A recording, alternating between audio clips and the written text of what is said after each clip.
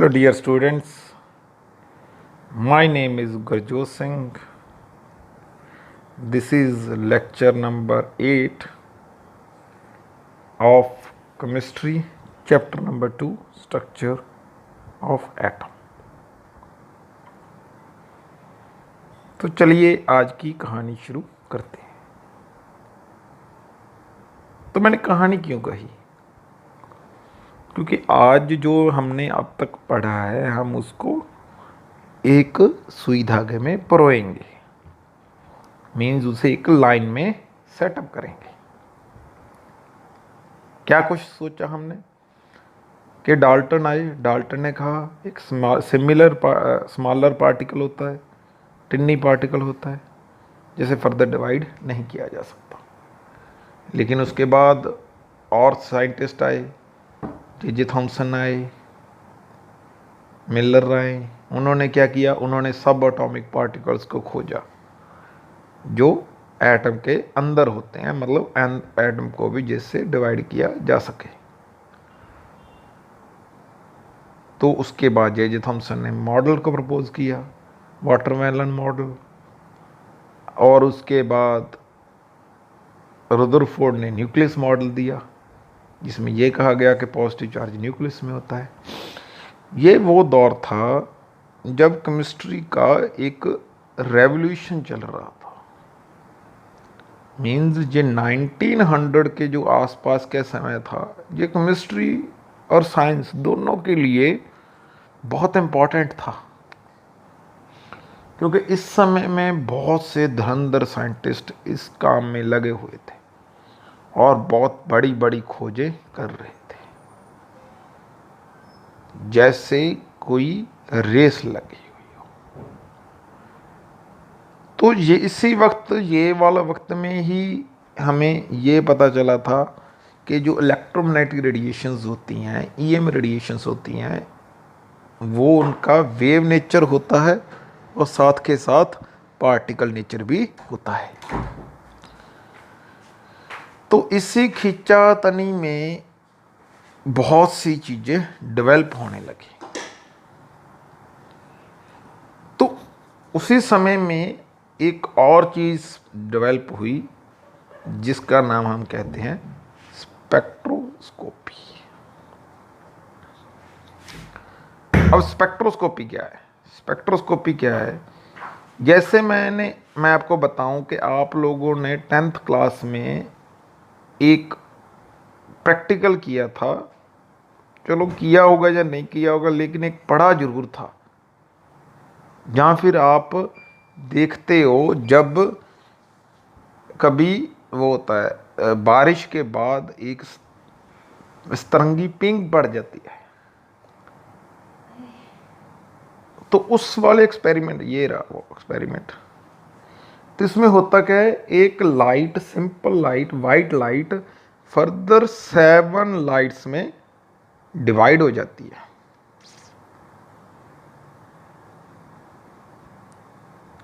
तो जिस लाइट का अब 7 लाइट्स हैं, तो जो विजिबल रीजन में 7 लाइट्स होती है, वे बगैर जिसे हम कहते हैं violet, indigo, blue, green, yellow, orange and red. तो जो रेड होती है वो सबसे लास्ट में है और वायलेट है जो सबसे पहले है, जैसे आप देख रहे हो। तो जो वायलेट है, जैसे हमने पहले एक स्पेक्ट्रम किया था, ये वाला जो हमने कहा था कि एक स्पेक्ट्रम होता है, ये रहा वो स्पेक्ट्रम। तो अगर हम इस डायरेक्शन में जाते हैं तो वेवलेंथ इंक्रीज होती है, इसे कहते हैं वेवलेंथ इंक्रीज होती है, और फ्रिक्वेंसी म्यू क्या होती है? डिक्रीज होती है। और इसका अगर ऑपोजिट जाए तो फ्रिक्वेंसी इंक्रीज होगी और वेवलेंथ कम होगी। वेवलेंथ क्या होती है? वेवलेंथ होती है जो एक क्रस्ट और ट्रफ के बीच में, दो क्रस्ट में जो डिफरेंस, सॉरी मैं दोबारा से ड्रा करता हूँ इसे, दो क्रस्ट में डिफरेंस, जी होती है वेवलेंथ। तो इस तरफ को वेवलेंथ इंक्रीज होती है और इस तरफ को वेवलेंथ डिक्रीज होती है। तो यही हम अगर विजिबल रीजन में देखें तो इस ये रेड वाले की सबसे ज़्यादा वेवलेंथ होगी और वायलेट वाले की सबसे कम वेवलेंथ होगी। जिसकी वेवलेंथ ज़्यादा होगी वो ज़्यादा दूरी तक बेंट होगा और जिसकी वेवलेंथ कम होगी वो नज़दीक में बेंट हो जाएगा। ये रहा। इसी वजह से जो लाइट है वो वायलेट नीचे रह जाता है और रेड ऊपर है। क्यों? क्योंकि उसकी वेवलेंथ ज़्यादा है और वो बेंट कम होता है, वो दूर से बेंट होता है। तो इसे कहते हैं स्पेक्ट्रम। तो ये वाले स्पेक्ट्रम उस समय में ऑब्जर्व किए जाने लगे। A ray of white light spread into series of colour band called spectrum. उसे हम क्या कहते हैं? स्पेक्ट्रम। तो इस तरह से स्पेक्ट्रम ऑब्जर्व होने शुरू हो गए। तो स्पेक्ट्रम बेसिकली दो तरह के होते हैं, एक तो कंटिन्यूस स्पेक्ट्रम होता है और एक होते हैं लाइन स्पेक्ट्रम। अब कंटिन्यूस स्पेक्ट्रम क्या है? कंटिन्यूस स्पेक्ट्रम है जैसे यही वाला स्पेक्ट्रम की बात करें तो बिल्कुल एक दूसरे से जुड़े हुए हैं। जैसे रेड है उसके साथ ही दूसरा कलर मर्ज हुआ है और उसके साथ अगले कलर मर्ज हुए हैं। आप सतरंगी पिंक देखते हो तो आप लोग तो कई बार तो ये डिटेक्ट भी नहीं कर पाते कि इसमें 7 कलर है। क्यों? क्योंकि वो एक दूसरे में मर्ज हो जाते हैं। तो अगर कलर्स जो स्पेक्ट्रम है वो मर्ज हो जाए एक दूसरे से तो उसे कहते हैं कंटिन्यूस स्पेक्ट्रम। लेकिन अगर जैसे मैं मान लूँ कि कोई स्पेक्ट्रम हो वो इस तरह से हो, ऐसे कुछ स्पेसिंग दे के लाइन्स आए तो उसे कहते हैं लाइन स्पेक्ट्रम। तो दो तरह के स्पेक्ट्रम होते हैं, continuous spectrum and line spectrum. ये तो वो बड़ी बात है जो हम ऑब्जर्व करते हैं। लेकिन स्पेक्ट्रोस्कोपी में जो एटम्स होते हैं वो स्पेक्ट्रा शो करते हैं और उनको ऑब्जर्व भी किया जाने लगा। अब स्पेक्ट्रा का क्या क्या मीनिंग है? स्पेक्ट्रा का मीनिंग है एक तरह के फिंगरप्रिंट्स। जैसे कि हमारे इंसानों के सभी के फिंगरप्रिंट्स एक दूसरे से डिफरेंट होते हैं और किसी का फिंगरप्रिंट एक दूसरे से मैच नहीं करता, एक दूसरे से बिल्कुल भी मैच नहीं करेगा एक का फिंगरप्रिंट दूसरे से। तो उसी तरह से जो एटम्स होते हैं उनका भी फिंगरप्रिंट्स होते हैं, वो होते हैं स्पेक्ट्रम, उसके स्पेक्ट्रम। और जो स्पेक्ट्रम आते हैं एटम्स के वो एक यूनिक होते हैं। मीन्स एक एटम का एक तरह का स्पेक्ट्रम होगा और दूसरे एटम का दूसरे तरह का, और इसी तरह से जितने भी एटम है जो आज की तारीख में 118 है उनका सभी का अलग अलग स्पेक्ट्रम होगा अगर ऑब्जर्व किया जाए। तो जो स्पेक्ट्रा होता है, स्पेक्ट्रा दो तरह का होता है, एक तो होता है एमिशन स्पेक्ट्रा और एक होता है अब्जॉर्प्शन स्पेक्ट्रा। अब एमिशन स्पेक्ट्रा क्या है और अब्जॉर्प्शन स्पेक्ट्रा क्या है? तो ये इस तरह से है, मान लीजिए कोई लाइट्स आई जा रही थी किसी डायरेक्शन से और एक ब्लॉक पड़ा था।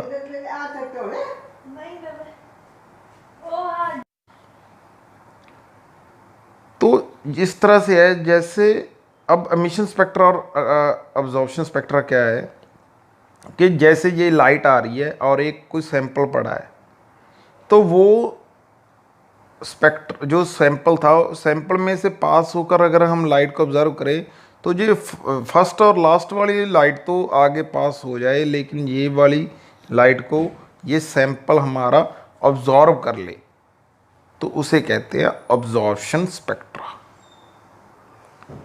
और एमिशन स्पेक्ट्रा क्या है? एमिशन स्पेक्ट्रा है जिसमें कोई मॉलिक्यूल हो, वो एक एनर्जी को, जैसे कोई मॉलिक्यूल पड़ा हो इस तरह से, वो एक एनर्जी को ऑब्जर्व करे और अपने किसी एक्साइटेड स्टेट में जाए, एक्साइटेड स्टेट से वापस फिर से ग्राउंड स्टेट में आए जब ग्राउंड स्टेट से एक्साइटेड स्टेट में वापस आएगा, excited state sorry ground state में वापस आएगा, तो रेडिएशंस को अमिट करे। तो एज इन रेडिएशंस को ऑब्जर्व किया जाए, तो ये वाली जो ऑब्जर्वेशन होगी उसे कहते हैं एमिशन स्पेक्ट्रा। तो दो तरह के स्पेक्ट्रा होते हैं, emission spectra and absorption spectra. तो स्टडी स्पेक्ट्रोस्कोपी क्या है? स्पेक्ट्रोस्कोपी होती है जिसमें हम स्पेक्ट्रास को स्टडी करें, एमिशन और ऑब्जॉर्प्शन दोनों हों, दोनों में से किसी भी स्पेक्ट्रम को स्टडी किया जाए, उसे कहते हैं स्पेक्ट्रोस्कोपी। तो जो एटम्स होते हैं वो एक लाइन स्पेक्ट्रा देते हैं। लाइन मीन्स एक लाइन, प्रॉपर लाइंस बनती है। जिस तरह से प्रिज्म में से 7 कलर्स डिफ्लेक्ट होते हैं, तो वो तो एक कंटिन्यूस स्पेक्ट्रा होता है, तो उसे तो पहचान पाना मुश्किल है, एक दूसरे से सेपरेट करना मुश्किल है। लेकिन जो एक एटम होता है वो अपना एक आइडेंटिकल, एक यूनिक स्पेक्ट्रा देता है, और उसे कहते हैं लाइन स्पेक्ट्रा, और उसे कह सकते हैं एटॉमिक स्पेक्ट्रा आल्सो। तो जो लाइन स्पेक्ट्रा थे, जो एमिशन लाइन एमिशन स्पेक्ट्रास थे, इसमें क्या होता है, जो मॉलिक्यूल होते हैं वो अपने ग्राउंड स्टेट में होते हैं, ग्राउंड स्टेट से एनर्जी गेन करके एक्साइटेड स्टेट जाते हैं, एक्साइटेड स्टेट से ग्राउंड स्टेट में आते हैं और एनर्जी को एमिट करते हैं। तो इस एमिट हुई एनर्जी को अगर ऑब्जर्व किया जाए, अगर वो लाइंस में आए, तो वो होती है लाइन स्पेक्ट्रा। तो ये एटम टू एटम वेरी करता है, हर एक एटम के लिए अलग अलग लाइन स्पेक्ट्रास होते हैं। तो इस तरह से उस समय में डिफरेंट डिफरेंट एटम्स को उसके लाइन स्पेक्ट्रा की मदद से समझा जाने लगा। तो लाइन स्पेक्ट्रा को समझने के लिए सबसे पहले नंबर पर जो एटम आया वो था हाइड्रोजन मॉलिक्यूल और हाइड्रोजन एटम। उसको क्या किया गया, उसका एक स्पेक्ट्रा ऑब्जर्व किया गया। कैसे? एक डिस्चार्ज ट्यूब ली गई और उसमें हाइड्रोजन गैस को भर दिया गया और उसे डिस्चार्ज किया गया, चार्ज दिया गया। तो जब चार्ज दिया गया तो वो उसमें से रेडिएशंस निकली। जो रेडिएशंस निकली उनको क्या किया गया, ऑब्जर्व किया गया। तो इन्होंने एमिशन स्पेक्ट्रा दिया। क्यों? क्योंकि ये हाइड्रोजन मॉलिक्यूल्स एक्साइटेड स्टेट में गई, दिस जो इलेक्ट्रिक चार्ज दे रहे थे हम, जो ऊपर से चार्ज दे रहे थे, उसकी मदद से वो एक्साइटेड स्टेट से गई। एक्साइटेड स्टेट में से जब वो वापस हाइड्रोजन एटम अपने स्थान पर आए तो वो अपना एक एमिशन स्पेक्ट्रा उन्होंने दिया। अब उस ट्यूब में क्या थी, एक हाइड्रोजन गैस थी, सिर्फ एक। तो उसके मदद से जो स्पेक्ट्रम आना चाहिए था वो एक सिंगल आना चाहिए था, एक तरह का आना चाहिए था। लेकिन एक समस्या खड़ी हो गई। क्या हो गई कि उस समय उस हाइड्रोजन का एक लाइन स्पेक्ट्रा, सेवरल लाइंस का एक स्पेक्ट्रा ऑब्जर्व किया गया। इस तरह से उसको एक नाम दिया गया, लेमन सीरीज, जो अल्ट्रा वायलेट रीजन में फॉल करती थी। फिर बाल्मर सीरीज जिसे विजिबल रीजन में फॉल करती थी। फिर उसके बाद पाश्चन सीरीज वो इंफ्रारेड में करती थी। और एक परफेंट सीरीज होती है जो यहाँ पर मेंशन ही की गई है यहाँ पर ऊपर पहले ब्रैकेट सीरीज होती है, वो भी इंफ्रारेड में इस तरह से ऑब्जर्व की जाती थी। और फिर उसके बाद परफेंट सीरीज थी जो इंफ्रारेड में ही ऑब्जर्व की जा रही थी। ये 4 तरह के हाइड्रोजन ने लाइन स्पेक्ट्रा को एमिट किया। तो एक हाइड्रोजन 5 तरह के स्पेक्ट्रम दे रही थी, लाइन स्पेक्ट्रम। तो पहली तो बात यही एक्सप्लेन की जानी मुश्किल थी कि जो एक हाइड्रोजन एटम है वो different kind of spectra, different kind of lines क्यों दे रहा है, उसकी क्या वजह है। ठीक है, बात समझ रहे हैं ना आप? कोई एक जैसा हो, कोई एक, जैसे आप कह लीजिए आपकी क्लास +2 है, जैसे सॉरी आपकी क्लास +1 है, तो आपको अगर कोई इंग्लिश का पेपर डाला जाए, जैसे आपके कोई इंग्लिश का पेपर निकाला जाए आपका, तो वो +1 का ही होगा, चाहे एक बच्चा है चाहे वो 30 बच्चे हैं, सभी का +1 का ही पेपर होगा, क्योंकि सेम क्लास ही है। आप सुन रहे हैं आप, मीन्स जो आपके पेपर होंगे वो क्वेश्चन आंसर पेपर्स हों, आंसर शीट्स होंगी, वो +1 क्लास के लिए ही ओरिएंटेड होंगी। लेकिन अगर ऐसा हो कि किसी रूम में से 10th के पेपर भी, क्वेश्चन पेपर भी बाहर आ रहे हैं, 9th के भी आ रहे हैं, 11th के भी आ रहे हैं, 12th के भी आ रहे हैं, तो ये समझा जाएगा कि वहाँ पर कुछ गड़बड़ है या फिर कुछ समझने में मुश्किल है, क्योंकि अगर एक क्लास है तो एक तरह के पेपर ही आने चाहिए। तो इसी चीज़ को सॉल्व करने के लिए बोहर का मॉडल आया, जिसे हम कहते हैं बोहर्स हाइड्रोजन मॉडल। ठीक है, तो हाइड्रोजन का जब लाइन स्पेक्ट्रा ऑब्जर्व किया गया तो वो 5 सीरीज में ऑब्जर्व हुआ। तो उन 5 सीरीज के लाइन स्पेक्ट्रा, क्योंकि उस समय तक तो यही किया जा रहा था ना कि जो न्यूक्लियस होता है बीच में, सेंटर में, और इलेक्ट्रॉन उसके इर्द गिर्द रिवॉल्व किए जाते हैं, और इलेक्ट्रॉन जब रिवॉल्व करते हैं तो फिर वो स्पेक्ट्रम देते हैं, क्योंकि वो इलेक्ट्रॉन अपने एक्साइटेड स्टेट में जाते हैं और ग्राउंड स्टेट में जब आते हैं तो इलेक्ट्रॉन वो एमिट करके रेडिएशन स्पेक्ट्रम देते हैं।